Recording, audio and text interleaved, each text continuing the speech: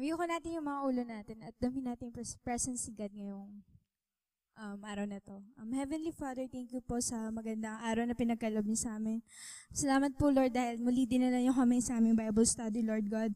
Nawa, Lord, ang mapag-usapan namin ngayon ay maging kalugod-lugod to sa harapan niyo at nawa maunawaan po namin yun, Lord God. Lord, kayo po yung mag-speak sa akin, Lord God. Dahil ang mamensahe itong Lord ay galing lamang sa inyo, Lord God. At Lord God, i-bless niyo rin po yung mga wala pa dito, Lord God. Dalhin niyo po sila, Lord God, na safe dito, Lord God. At Lord God, naway maging maganda tong araw na to or gabi na to para sa amin, Lord.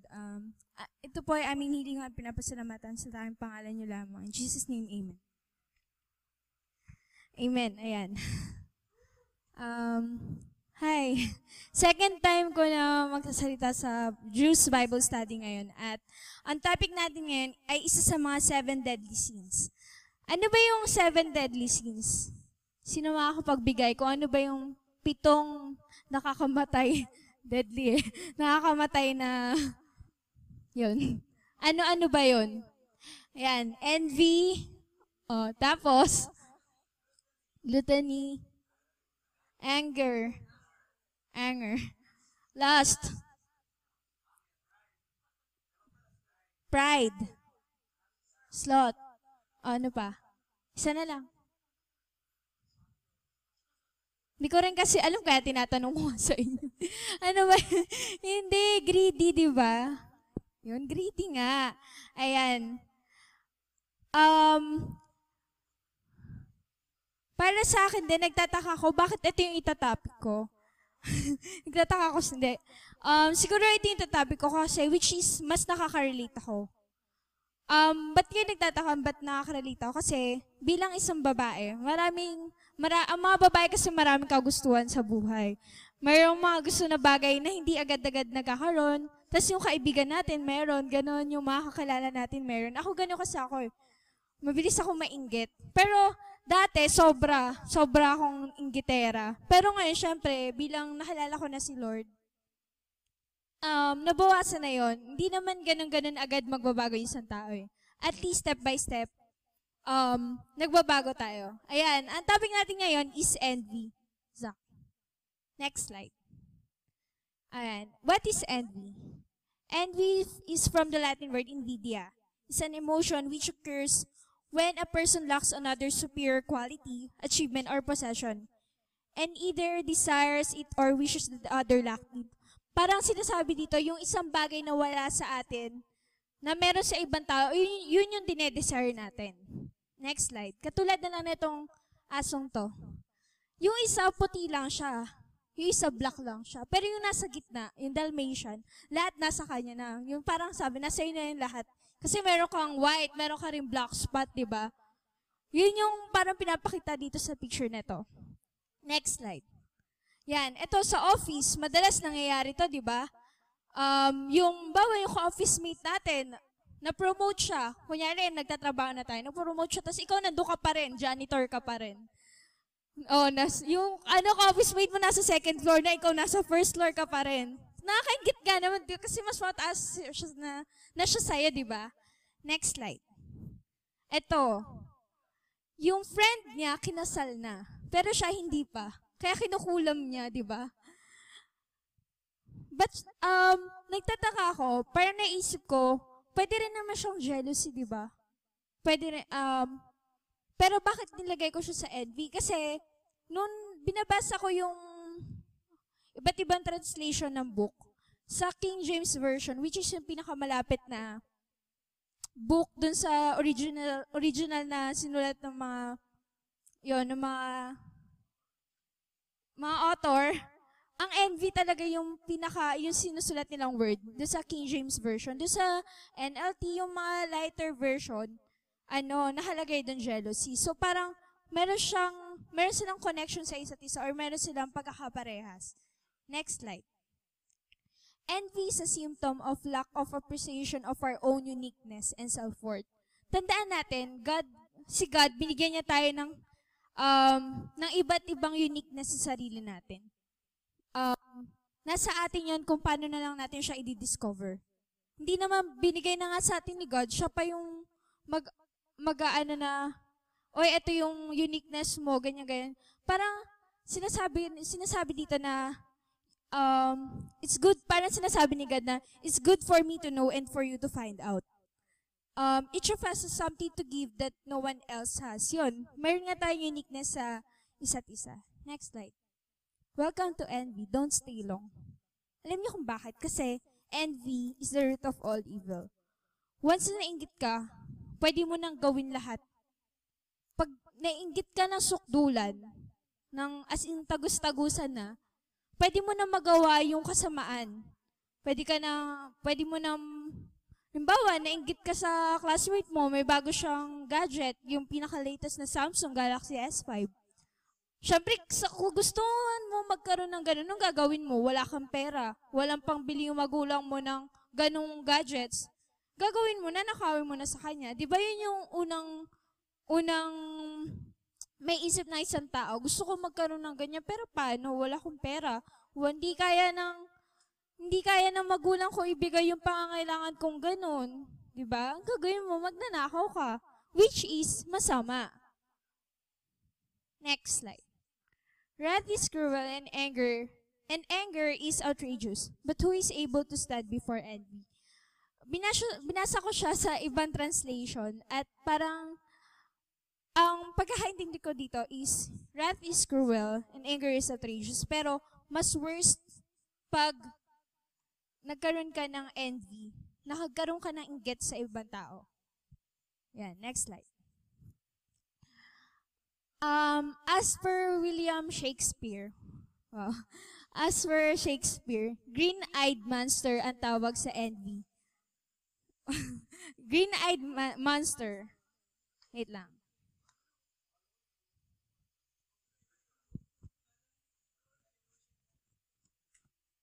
Ayan, bakit siya tinawag na green-eyed monster?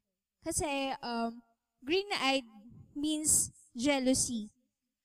Tapos yung green, parang dati kasi, yung mga color ng mata, inuugnay nila sa emotions ng tao. Yung green daw is sick ka, may sakit ka. Tapos yung green tas eyed, yung eye mo daw, jealous siya. Kaya tinawag siyang green-eyed monster. Tapos may nabasa ko, nagsabi, kaya siya tinawag na green-eyed monster. Kasi once na nakaramdam ka ng inggit sa ibang tao, parang kinakain niya na yung laman mo. Gets nyo? Yung monster, yun yung kumakain na sa laman mo. Kasi, nakakaramdam ka na ng matinding inggit sa kapwa mo. Kaya tinawag siyang green-eyed monster. Meron din sinabi na quotation na, envy is the art of counting the other fellow's blessings instead of your own. Bakit mo nga naman, di ba sabi, count your blessings, di ba? Bakit mo nga naman i-count yung blessings ng ibang tao? Bakit di mo i-count yung blessings mo? Hindi naman pag-blessings yung nakakatanggap ka ng material na bagay. Blessing din yung pag gumising tayo sa umaga, buhay pa tayo, nakakahinga pa tayo. For the whole year or di na lang for the whole year, for one day di tayo nagkakasakit, nilalayo tayo ni God sa mga possible na masamang pwedeng mangyari sa atin. Yan, next slide.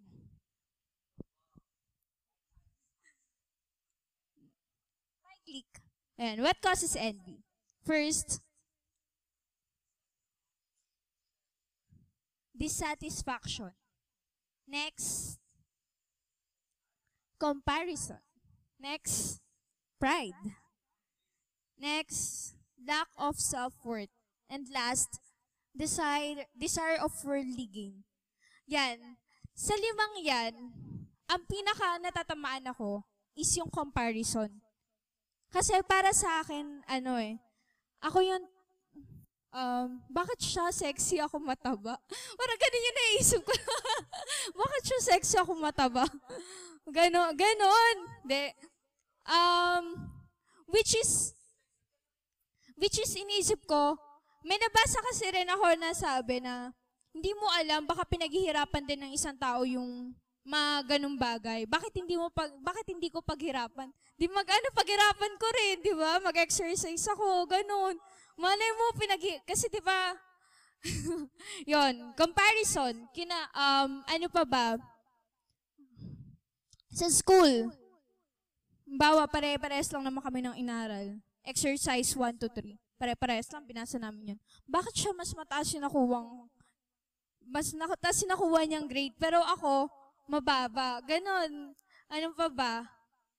Hindi ko kasi mapag-compare yung sarili ko sa, sa mga kapatid ko kasi bunso ako. So, minsan, sa ibang tao talaga, lumaki kasi ako, share ko lang lumaki kasi ako nakuha ko yung mga pangailangan ko. Pero habang tumatanda ako, syempre, hindi naman ganun kadali yung buhay. Sometimes talaga nasa baba tayo, sometimes sa taas tayo. Nakuha ko nga yung nakakapag-aral ako sa private school. Pero dun ko naramdaman talaga yung pressure sa college. Kasi syempre nasa private school ako, tapos wow, sila may mga gadgets na ganyan. Pero ako wala. Pero sabi ko, hindi ko naman kailangan yan ngayon eh. Kaya ko naman mabuhay ng walang ganong bagay. Actually, kaya ko mabuhay ng hindi nagfe-Facebook sa isang araw. Kasi may mga tao, di ba, na hindi kayang mabuhay sa isang araw na hindi nagfe-Facebook. Pero ang hindi ko talaga kaya, hindi kumain sa isang araw. Yung sabi nila nagda-diet, hindi ko kaya yun. Joke lang yun. Yan. Next slide. And caution. Avoid poison envy. Comparison kills joy. Yan, para sa akin yan eh. Sabi kasi di ba, pag nagsasalita ka, yung mga sinasabi mo, una ka talagang matatamaan eh. It kills me slowly. Yung envy, talagang pinapatay niya ako. Pero I keep on praying kay God na alisin niya yung ganung feeling sa akin. Kasi hindi talaga siya maganda. Minsan, bago ako matulog, lagi kong ina-ask yung sarili ko, nainggit nga ba talaga ako? Insecure ba talaga ako? Ganun agad bago ako matulog eh. Pero still, prayer is the best weapon na pwede kong ipanlaban doon sa mga ganung feelings ko. Yeah, next slide. Why is God so angry with envy? And envy denies your God-created uniqueness. Remember that God is the pattern. Di ba dun sa kanta, ano ba yun? Yun, we are the clay and God is the potter. Hinayaan natin si God na siya yung mag-mold sa atin. Ano pa ba yun? Ano ba yung sa kanta? Mold me. Use me, film me. Diba? Yun yung hinayaan natin si God na i-mold niya tayo sa tama. Bakit natin siya pinipigilan sa mga hindi magagandang bagay?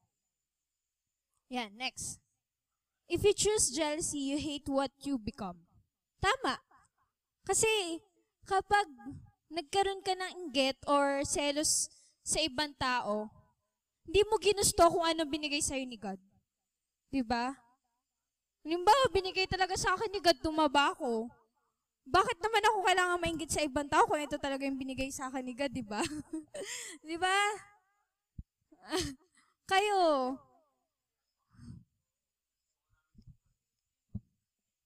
Yeah, next. If you envy others, you are not happy on what you have or what you could be. Katulad lang yan nung pangalawa. Pag chinus mo yung magkaroon ka ng inggit sa tao, katulad diba na sinabi kanina, it kills you, envy kills you. Yun. Next. Number 2, envy distances us from God. Totoo yan, kasi pag gumagawa tayo ng scene, yung scene, yun yung nakakapag-separate sa atin from God. Kasi masama, yung paggagawa ka ba ng masama, nandiyan ba si God? Di ba? Nandiyan siya, maaaring nandiyan siya para pigilan tayo. Pero, para i-remind pa siya dun sa mga hindi magaganda nating ginagawa, wala na talaga si God dun. Next slide. Next.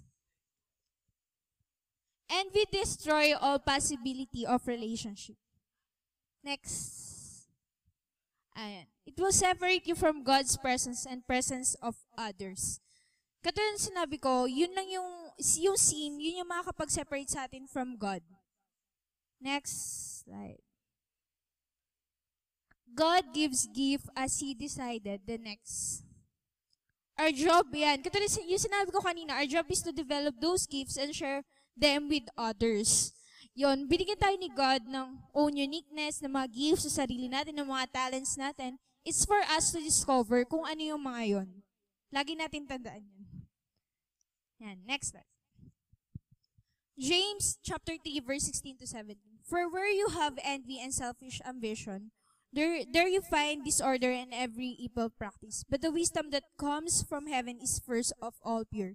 Then peace-loving, considerate, submissive, full of mercy and good fruit, impartial and sincere. Next. So, how do we deal with envy? Number 1, confess it and call it what it is sin. Yan, confess natin yung mga ginagawa nating hindi maganda. At lagi nating tandaan na yung envy, jealousy, self-control, yung tinapin natin kahapon, sin yun. Stop comparison making. Number 2. Stop, yun, para, siguro, hindi lang para sa akin, may alam ko may mga iba sa atin na kina-compare yung sarili natin sa ibang tao.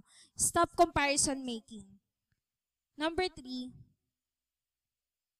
use envy as a catalyst to break through complacency. Number 4, work on celebrating and appreciating God-given gifts and opportunities of others. Next slide. Find content and significance in God alone. Yan. Next slide.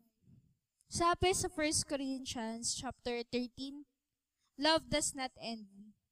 Totoo yan. Kasi si God hindi naman siya God is a jealous God.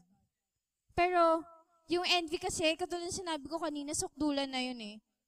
Sobrang, parang, kumbaga sa black, gray, white, yung white kasi, light siya. Yung gray, yun yung jealousy. Yung black, yun yung envy. So, parang sobra na siya.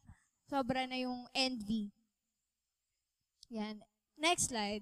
Yung binasa natin, let us not become conceited, provoking or on one another, and envying one another. Ayan, next slide. Envy has no place in Christian's life. Yan. Bakit sinabi dito na envy has no place in Christian's life? Kasi as a Christian dapat ano ba to? Parang we walk as yung parang dapat kumikilos tayo ayon sa kagustuhan ni Lord. Wala naman siyang kagustuhan na hindi maganda or wala siyang hinangad na hindi maganda para sa atin. So as a Christian, dapat yung envy na yon inaalis na natin sa sarili natin. Paano? 'Di ba? Paano natin aalisin yung envy natin sa puso natin, sa isip natin? Just pray.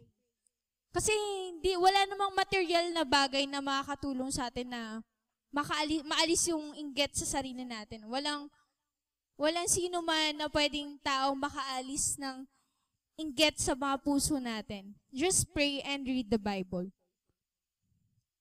Yeah, next slide. No envy, no fear. Bakit no envy, no fear? Bakit no envy, no fear?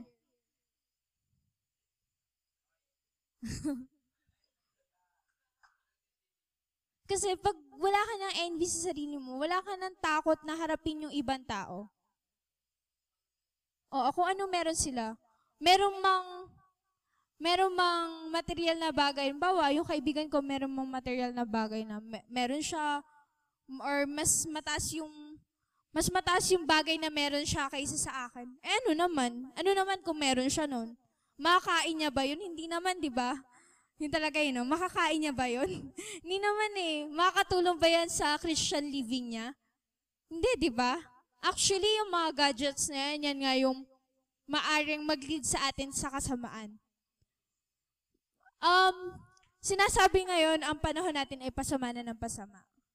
Totoo yan kasi, after ilang years na dumating, 100 years, 50 years, baka, nagkatotoo na nga yung 666, yung tutusukan tayo ng microchip sa katawan natin. Tapos, kung sino lang yung may microchip, yun lang yung makakabili sa mga market, ganyan-ganyan. Diba? Bakit natin nahayaan pa na magkaroon ng ganun? Yan. Diyan na nagtatapos yung envy na topic natin. Tayo lahat, tapos pray tayo. Masyadong natuwa sa pagpalakpak. Yan, pray tayo.